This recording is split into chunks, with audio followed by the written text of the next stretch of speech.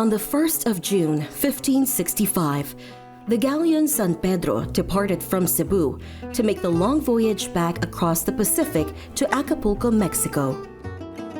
The ship's captain was carrying a letter addressed to King Philip II of Spain, written personally by Miguel Lopez de Legazpi following his successful conquest of Cebu. Legazpi's letter was carried across sea and land until it finally reached Seville, Spain on the 5th of April, 1566. This was the first known letter ever sent from the Philippines. In the succeeding centuries of Spanish rule in the islands, the sending and delivery of letters were brought toward modernity by the introduction of prepaid postage indicated by adhesive stamps.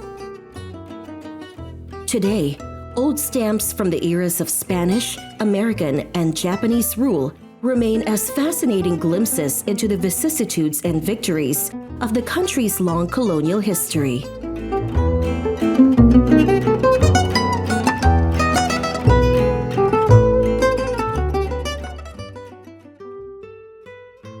Old stamps are windows into history, not only through the personages they depict or the events they commemorate, but also for the insight they carry on the economic and practical realities of the era when they were in use.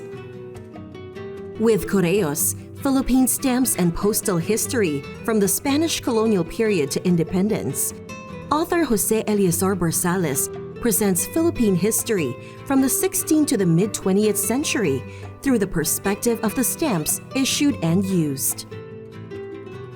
Woven in through the text are side stories that provide additional historical background and material of interest to dedicated and specialist collectors, as well as supplemental sections on postal stationery, postcards, wrappers, and envelopes round out the reader's understanding of colonial-era philately.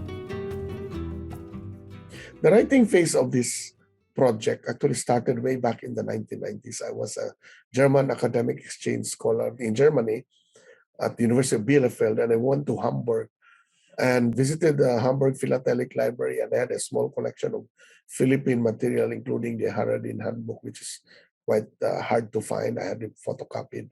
I was helped by the Philippine Philatelic Society editor, Alan Walder, in the United Kingdom, and also Nigel Gooding, who continues to have an online auction and a website on Philippines, on stamps of the Spanish Philippines.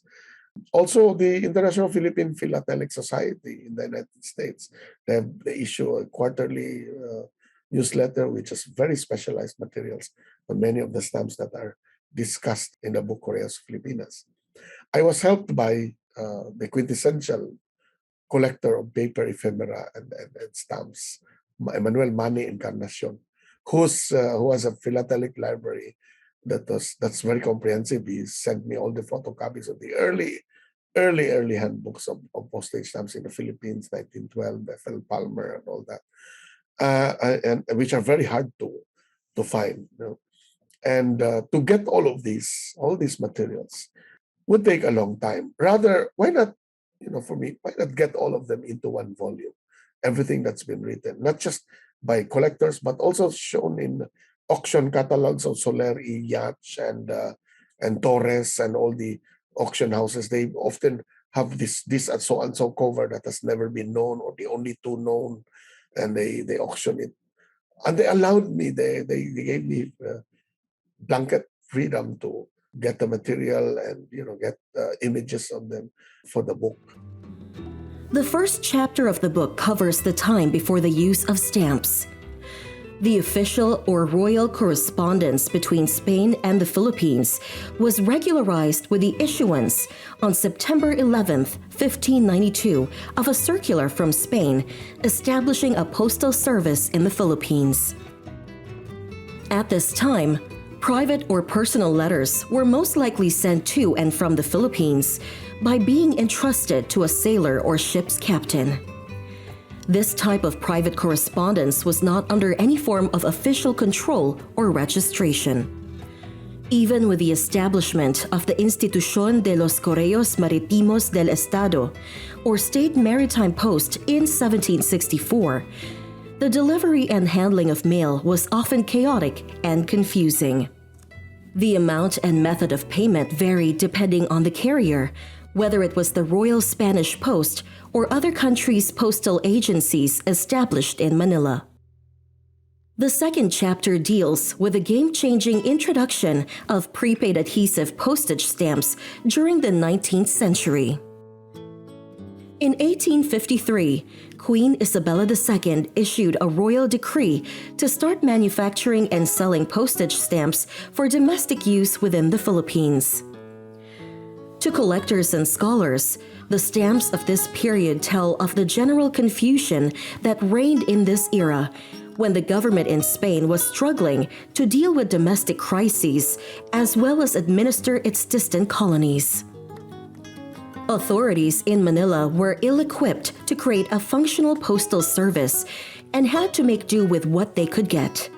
Around 75 stamps were issued or reissued with surcharges during the first 2.5 decades of postage stamps in the Philippines. The third chapter concerns the efforts by European nations, including Spain, to standardize the postal rates and procedures, culminating in the establishment in 1874 of the General Postal Union, later known as the Universal Postal Union. The Philippines joined the UPU in 1877 and adopted the new rates and procedures in 1879, almost 5 years after Spain. After the new UPU rates and procedures were adopted, previously issued stamps were revalued by being stamped with a surcharge, an inscription marked on the face of the stamp at a later date in order to alter its value. The fourth chapter covers the period between 1880 and 1889, when many stamps in the Philippines went through a series of surcharges and overprints. This era is considered a highly challenging one for stamp collectors, having to keep track of the high volume of legitimate stamp issues as well as numerous forgeries. This so-called era of surcharges started not with postal stamps, but with stamps issued for use in judicial affairs. To meet the demands of the mail-sending public, these judicial stamps, as well as telegraphic stamps, were marked with surcharges and used for postage, adding further to the confusion.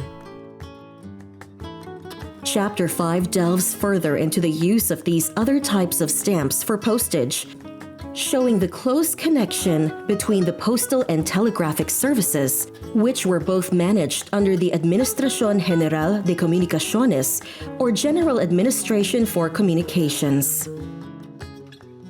After 1872, the electric telegraph was being used in Manila and the outlying provinces to send messages, and post offices also housed telegraphic stations.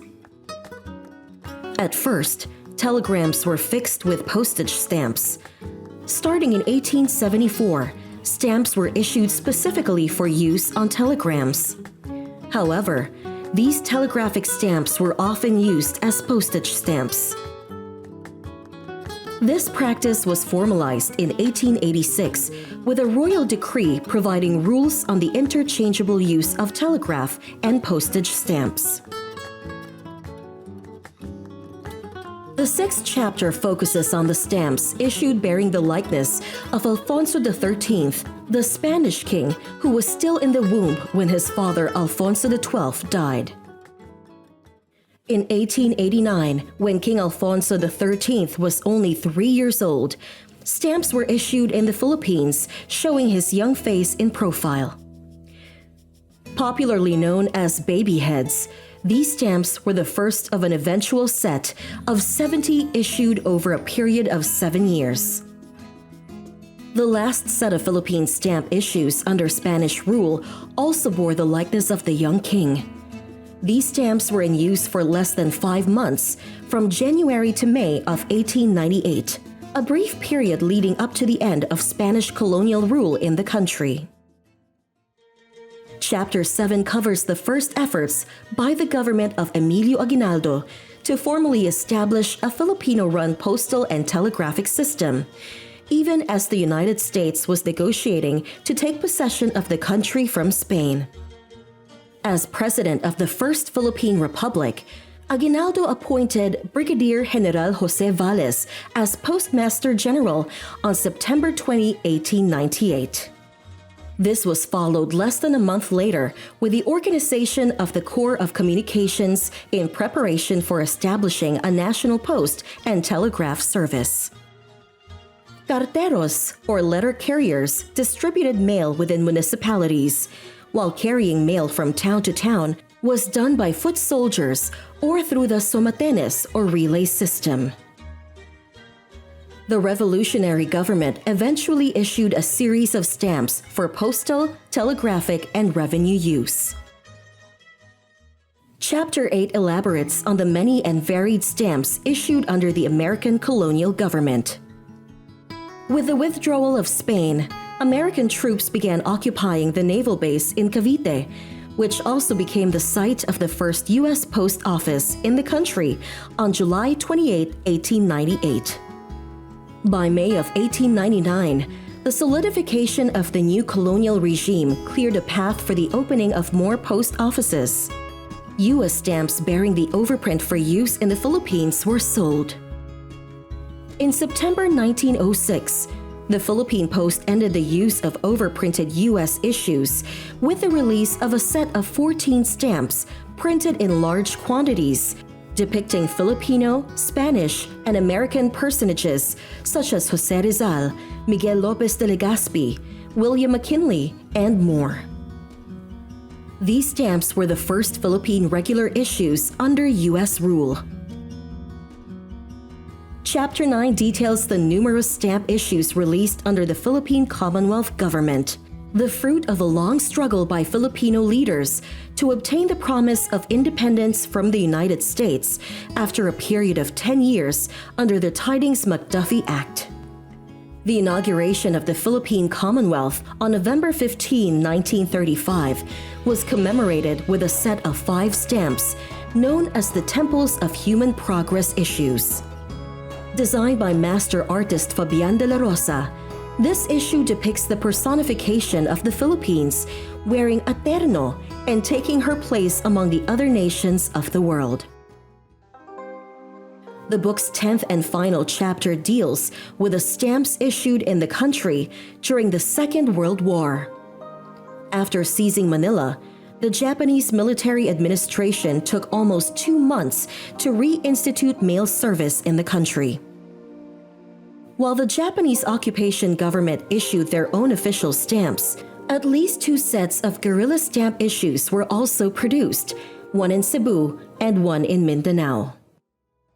On October 20, 1944, General Douglas MacArthur, Commonwealth President Sergio Osmeña, and others made their famous landing on the beach of Palo.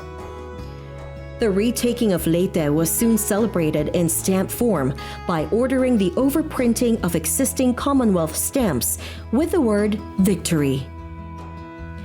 This ended up creating some of the rarest and most valuable stamp issues in Philippine philately. Stamps are important in learning about ourselves and our past and our aspirations and the way we want to present ourselves to the world. If you've never been to a country and you want to know anything about the country, your first glimpses of that country, if you're a stamp collector, would be those stamps. And you learn a lot from stamps alone. Well, who are the heroes in that country? What tourist attractions are they proud of? What events are happening in that country? Because you have commemorations that are often made into, the themes or topics of stamps. Every year you have about 10 to 20 stamps issued, whereas it takes about 10 years for a paper money to change design. Among stamps, you have all of these every year that are celebrated, commemorated, or showcased, like flora and fauna, rare species, our sports achievements, and all that. So you learn a lot just by looking at stamps. Like many aspects of our past, the postal history of the Philippines is intertwined with the history of the various colonial regimes in the country and the native response to these. The use of stamps corresponded to the development of modern postal services that were institutionalized and supported by the state. Despite difficulties and setbacks along the way, the Philippines took part in this international movement toward modernization.